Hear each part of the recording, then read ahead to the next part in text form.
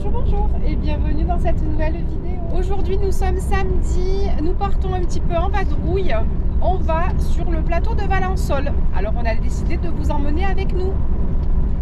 Le plateau de Valensole, vous le connaissez, anciennement appelé le grenier de Provence. Non, on n'y trouve plus que essentiellement de la lavande, enfin du lavandin d'ailleurs. De la sauge.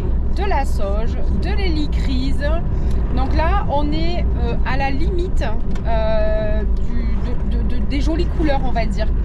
Pour voir le plateau bien bleu, l'idéal c'est d'y aller la dernière semaine de juin, première semaine de juillet, mais pas trop tard parce qu'il commence à couper aux alentours du 10 juillet. Donc si vous voulez voir le plateau bien fleuri, l'idéal c'est fin juin. Voilà, donc là c'est un peu tôt, mais bon, on n'avait rien à faire ce week-end et j'avais envie d'aller voir les lavandes, comme tout bon touriste. Voilà, allez c'est parti, on vous emmène avec nous.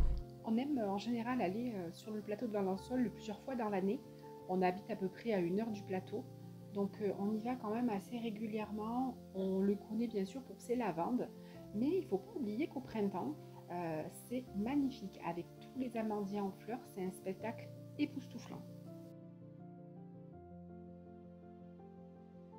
Alors pour arriver sur le plateau, on emprunte la route de Telle qui justement relie la vallée de l'As jusqu'au plateau de Valensole. Et on arrive au fameux poteau de Telle.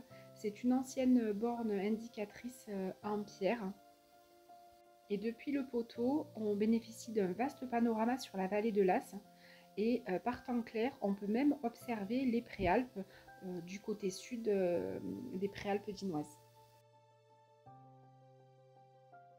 Autrefois, dans les années 70-80 à peu près, le plateau était recouvert de lavandin à perte de vue, vraiment. On l'appelait d'ailleurs l'or bleu de Provence. Il était rentable, résistant et très abondant. Mais aujourd'hui, on se rend bien compte que les champs se sont clairsemés. Alors, on peut dire que c'est le climat qui change, les étés qui sont plus secs, les hivers plus doux, puis le lavandin qui fatigue aussi cette terre, la terre qui s'appauvrit et qui est plus vulnérable aux maladies. Et puis, il faut bien parler aussi de concurrence. Depuis quelques années, c'est la Bulgarie qui est devenue le premier producteur mondial d'huile essentielle de lavande, ce qui a forcément un impact important sur le cours de la lavande en France. Alors pour beaucoup d'agriculteurs, continuer à cultiver le lavandin n'est plus du tout viable. Alors il y en a certains qui s'arrêtent et puis il y en a d'autres qui s'adaptent, ce qui permet au plateau de continuer à vivre. Alors pour pallier justement à l'absence de lavande sur certaines parcelles, on retrouve depuis plusieurs années maintenant de la sauge. Donc c'est de la sauge officinale ou de la sauge sclarée. C'est des variétés qui sont assez robustes et qui sont adaptées à la sécheresse, qu'on retrouvera dans la cosmétique et dans les huiles essentielles. En 2010, les agriculteurs du plateau ont fait le pari de cultiver l'immortelle. Alors l'immortelle, on la connaît sous ce nom-là, sous le nom de l'hélicryse, la plante curry également. Et depuis toutes ces années, sur le plateau de Valensole, cette petite fleur s'est fait une belle place au soleil. Comme la sauge, la lavande, l'hélicryse est distillée également sur le plateau, ce qui en fait une production locale. Mais cette huile est rare et précieuse.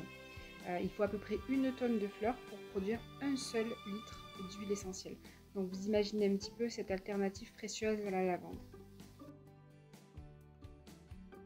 Le plateau de Valensole était appelé autrefois le grenier de Provence. On l'appelait comme ça parce que ici le blé poussait énormément. Il y avait des amandiers de partout, des céréales, les oliviers, les chênes truffiers. C'était un sol assez généreux et qui nourrissait des générations. Et ce n'est qu'en 1920, à l'apparition du lavandin, que le blé fut petit à petit effacé des parcelles. Donc le lavandin était plus résistant et plus rentable, et c'est comme ça qu'il est devenu le nouveau roi du plateau. Les amandiers, quant à eux, sont encore là. On retrouve la célèbre amande de Valensole dans la confection des calissons, du nougat par exemple aussi. Depuis 2018, on retrouve également des pistachiers qui sont plantés sur le plateau, donc de la pistache tout simplement. On a découvert aussi, parce que depuis juin 2024, la maison de l'apistage a été ouverte à Valençol. Donc on vous invite à aller y faire un petit tour si vous le souhaitez, si vous êtes dans le coin. Une jolie histoire sur l'apistage. On peut également voir la fabrication. Le laboratoire est ouvert et vitré sur l'espace de vente. Et il y a plein de belles choses à apprendre.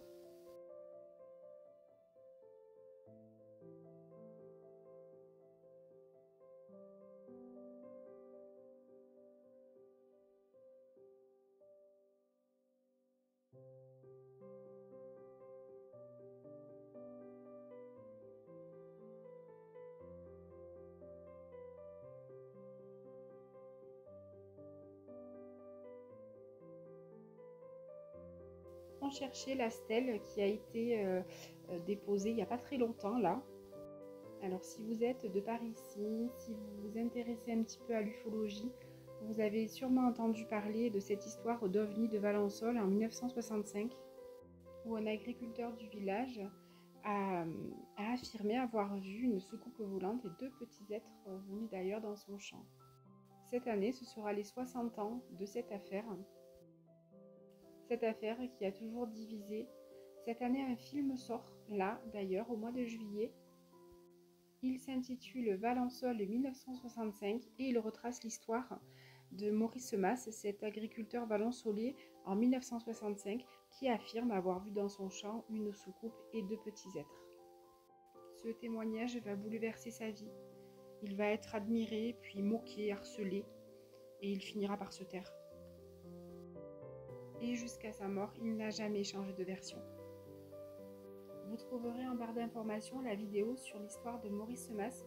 J'avais envie de faire une petite vidéo. On était allé à l'exposition l'année dernière ou il y a 2 ans. Donc je vous laisse le lien en barre d'informations pour retrouver la vidéo sur ma chaîne. On s'est ensuite arrêté dans le petit village de Valençol pour siroter une petite boisson fraîche. On aime beaucoup, et moi particulièrement, je passais des vacances chez mon oncle et ma tante quand j'étais petite, qui étaient bergers transhumants. Et du coup, l'hiver, ils étaient à Valençol. Et c'est un petit village que j'aime énormément. Donc là, il y avait le marché. Donc on a pu déambuler dans les petites allées du marché. C'est un marché qui n'est pas très grand, mais qui était très agréable, tant au point de vue odeur que pour les yeux. J'espère que cette petite vidéo sur le plateau de Valençol vous aura plu. Le plateau de Valençol, il faut le savoir, fait 800 km², ce qui fait l'équivalent d'un petit pays. On peut se dire aussi qu'ici, rien n'est figé. Le plateau se transforme doucement au rythme du climat, du marché et avec le courage de ses agriculteurs. Et on peut dire que tant qu'il y aura des femmes et des hommes pour cultiver avec passion, pour inventer de nouvelles voies, le plateau de Valençol continuera à vivre et à nous offrir chaque été ce miracle tout simple d'un horizon tout en fleurs. On a ensuite pris le chemin du retour. Merci d'avoir regardé cette vidéo jusqu'au bout. J'espère qu'elle vous a plu et que vous avez appris quelque chose de nouveau sur le plateau de Valençol. Si c'est le cas, n'hésitez pas à me le dire en commentaire, à liker la vidéo et surtout à vous abonner si ce n'est pas déjà fait. Et bien sûr, activez la petite cloche pour ne pas rater les prochaines aventures sur les routes de Provence ou ailleurs. Ça, on ne sait jamais. Merci encore pour votre soutien. Prenez soin de vous. Et je vous dis à très vite dans une prochaine vidéo.